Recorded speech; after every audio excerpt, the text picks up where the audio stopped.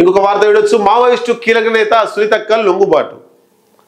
2022లోనే మావోయిస్టులకు పోయి అత్యంత తక్కువ సమయంలోనే ఎక్కువ స్థాయికి ఎదిగినటువంటి మావోయిస్టు సునీతక్క లొంగిపోయింది ఛత్తీస్గఢ్ పోలీసులు ఎదుట.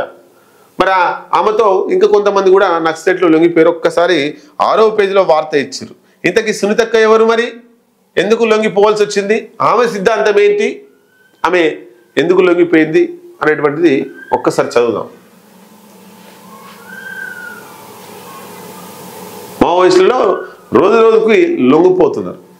మల్లొదుల వేణుగోపాల్ మొన్న ఒక వీడియో కూడా రిలీజ్ చేసిండు, లొంగిపోండి అని చెప్తా. దాని గురించి కూడా ఇగో, మావోయిస్టు కీలక నేత సునీతక్క లొంగుబాటు, ఛత్తీస్గఢ్ పోలీసుల ఎదుట సరెండర్, ఆమెతో పాటు మరికొందరు సైతం. మావోయిస్టు పార్టీకి మరో ఎదురు దెబ్బ తగిలింది. కీలక మహిళా నేత సునీతక్క మరికొందరు మావోయిస్టులతో కలిసి ఛత్తీస్గఢ్ పోలీసుల ఎదుట సరెండర్ అయ్యారు. ఈ సందర్భంగా లొంగిపోయిన మావోయిస్టుల మీద ఉన్న రివార్డులను పోలీసులు వారికి అందించారు. సునీతక్క 2022లో మావోయిస్టు పార్టీలో చేరి మాడు ప్రాంతంలో 6 నెలల పాటు శిక్షణ పొందారు. అనంతరం పార్టీలో కీలక నేతగా ఎదిగి అనేక దాడుల్లో కీలక పాత్ర పోషించారు. అయితే సునీతక్క లొంగుబాటు ఒక ముఖ్యమైన విజయంగా అధికారులు అభివర్ణించారు. ఆమెకు పునరావాసంతో పాటు రివార్డులు అందించినట్లు ఉన్నతాధికారులు తెలిపారు. ఇదిలా ఉంటే మావోయిస్టులు ఆయుధాలను వదిలి జనజీవన స్రవంతిలో కలిసిపోవాలని పోలీసులు ఎదుట లొంగిపోయిన అగ్రనేత మల్లోజుల వేణుగోపాలరావు శనివారం కామ్రేడ్లకు పిలుపునిచ్చిన విషయం తెలిసిందే. ఆయన ఫోన్ నెంబర్ ఇచ్చిండు. ఇంకా ఎవరు, మల్లోజుల వేణుగోపాల్, ఆశన్న, 2 నెంబర్లు ఇచ్చిర్రు. ఆ 2 నెంబర్లు ఎవరి, వాళ్ళే మరి, వాళ్ళే కాదు, పోలీసులయే వీళ్ళకి ఇచ్చి వాళ్ళ దగ్గర పెట్టుకుని. ఎందుకు, లొంగిపోయే వాళ్ళు ఉంటే ఫోన్ చేస్తే వాళ్ళని ట్రేస్ చేసి అగ్రనాయకుడు ఉండా, ఏ నాయకుడు ఉండు, ఏ స్థాయి ఉంది, డైరెక్ట్ లొంగిపోకుండా వాళ్ళ నుంచి సమాచారం సేకరించిన తర్వాత వీళ్ళు మీడియా ముందు ప్రవేశపెడతారు అన్నట్టు. అంటే ఈ మల్లోజుల వేణుగోపాల్ని, ఆశన్నను పావులుగా వాడుకుంటున్నారు. వీళ్ళు పావులు, ఆటలో అరటిపండు, కూరలో కళ్యమాక లెక్క మారిర్రు మల్లోజుల వేణుగోపాల్, ఆశన్న, తక్కెలేపల్లి వాసుదేవరావు. ఇద్దరు కూడా లొంగిపోయిన వాళ్ళు ఎవరైనా సప్పుడు చేయకుండా ఉండాలి ఇళ్ళల్లో, ఎవరి ఇళ్ళల్లో వాళ్ళు పని చేసుకోవాలి. పునరావాసం కింద ఇచ్చిన ప్రభుత్వం ఇచ్చినటువంటి పైసలు తీసుకొని ఎంజాయ్ చేయాలి. అంతేగాని సిద్ధాంతం నచ్చలేదు, విభేదించిర్రు, వచ్చేసిర్రు. మావోయిస్ట్ పార్టీలో మల్లోజుల వేణుగోపాల్ అంటే ఆయన, తక్కెలేపల్లి వాసుదేవరావు అంటే ఆయన మావోయిజం సిద్ధాంతం నచ్చక, తుపాకీ గొట్టా నచ్చక మావోయిస్టులకు సంబంధించినటువంటి తుపాకీని తీసుకొచ్చి మహారాష్ట్ర ముఖ్యమంత్రి చేతిలో పెట్టిండు, ఇంకో ఆయన ఛత్తీస్గఢ్ సీఎం చేతిలో పెట్టిండు. రైట్, మీకు ఇష్టం లేదు, సిద్ధాంతం నచ్చలేదు, లొంగిపోయిర్రు, విప్లవ ద్రోహులుగా మీరు ప్రకటించబడ్డారు, అయిపోయింది. మరి ఇప్పుడు వచ్చి బయటకు వచ్చి మళ్ళీ లొంగిపోవాలని చెప్పడానికి మీకేం అర్హత ఉంది? Straight question to Mallojula Venugopal, Takkellapalli Vasudevarao. మీకేం అర్హత ఉందని లొంగిపోమ్మంటున్నారు?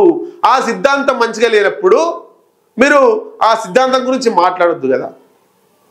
ఇన్ని రోజులు నచ్చిన సిద్ధాంతం ఇప్పుడు నచ్చలేదు, రైట్, ఆ సిద్ధాంతం గురించి మాట్లాడకండి, అయిపోతుంది కదా. ఆ సిద్ధాంతాన్ని మీరు బలవంతంగా వ్యతిరేకిస్తున్నారు కదా, ఆ సిద్ధాంతం వద్దు, లొంగిపోమని చెప్తున్నారు కదా. మరి మావోయిస్టులు, మీకు నచ్చని సిద్ధాంతం మావోయిజం, బయటకు వచ్చేసారు. మరి మావోయిస్టులు ఇప్పుడు మళ్ళీ మీరు తుపాకులు పట్టుకోమంటే పట్టుకుంటారా? పట్టుకోరు కదా, ఎందుకంటే మీకు నచ్చలేదు అది. మరి మీకు నచ్చని సిద్ధాంతం మీరు వదిలేసి వచ్చినప్పుడు మీరు ఆ సిద్ధాంతానికి నచ్చని విషయాలు ఎట్లా చెప్తారు? ఆ మావోయిస్టులకు నచ్చని విషయాలు మీరు ఎట్లా చెప్తారు? అంతే కదా. మావోయిస్టు సిద్ధాంతం నచ్చకుండా మీరు బయటకు వచ్చేసిర్రు, వ్యతిరేకించిర్రు. ఇప్పుడు లొంగిపోమని చెప్పే అర్హత ఎట్లా ఉంటుంది మీకు?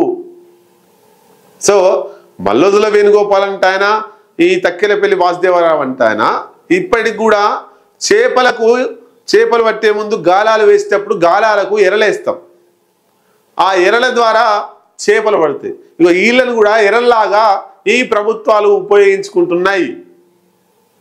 కాబట్టి విప్లవ ద్రోహులుగా ప్రకటించబడ్డటువంటి మల్లోజుల వేణుగోపాల్, తక్కెలేపల్లి వాసుదేవరావు ఇద్దరు కూడా వై కేటగిరీ ఇచ్చిర్రు వాళ్ళకి ప్రభుత్వం.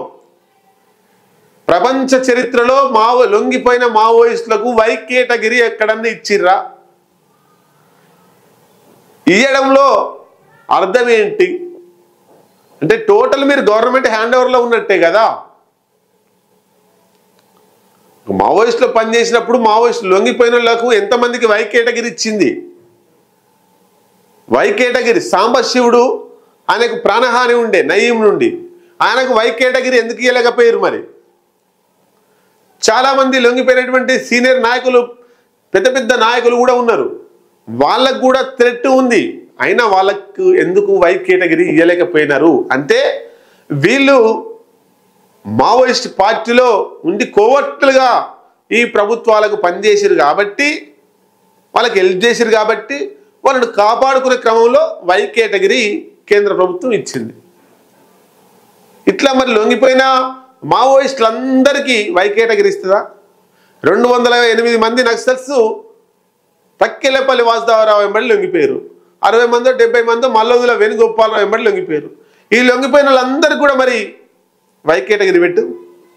ఆ 208 మందికి, ఇక్కడ 60-70 మందికి, ఇంకా లొంగిపోయిన వాళ్ళకు, ఇంకా లొంగిపోబోతున్న వాళ్ళకు అందరికి వై కేటగిరీ పెడతారా? పెట్టరు. ఎందుకంటే వీళ్ళు ఇద్దరే కోవట్టులుగా ఉన్నారు పోలీసులకు. ఇంకా వీడియోలు రిలీజ్ చేస్తున్నారు. కూర్చొని ఒక వీడియో రిలీజ్ చేసి, నేను శుద్ధ పూసని, మల్లొదుల వేణుగోపాల్ నేను శుద్ధ పూసని, మీరు కూడా శుద్ధ పూసలుగా మారుర్రి. శుద్ధ పూస ఎవరో సమాజం తెలియదా? మల్లొదుల వేణుగోపాల్ వీడియో రిలీజ్ చేయడం కాదు, దమ్ముంటే ప్రెస్ మీట్ పెట్టాలి. మల్లొదుల వేణుగోపాల్ అయినా తక్కెలపల్లి వాసుదేవరాయన బహిరంగంగా ప్రెస్ మీట్ పెట్టాలి. బహిరంగంగా జనాల ముందు, మీడియా ముందు, main stream, print, electronic, YouTube channel, social media channel, digital media channel, అన్ని ఛానళ్ళ ముందు మీరు బహిరంగంగా సమావేశం పెట్టండి. మీడియా మిత్రులు అడిగిన ప్రశ్నలకు సమాధానం చెప్పుర్రి. ఇంకప్పుడు మిమ్మల్ని ఏమన్నా జనాలు నమ్ముతారేమో మీరు చెప్పే ఆన్సర్లను. అంతే తప్ప మీకు ఆ పోలీసులు రిలీజ్ చేయమన్నప్పుడల్లా ఒక వీడియో రిలీజ్ చేస్తే మీరు ఇంకా సమాజంలో హీనంగా చూడబడతారు.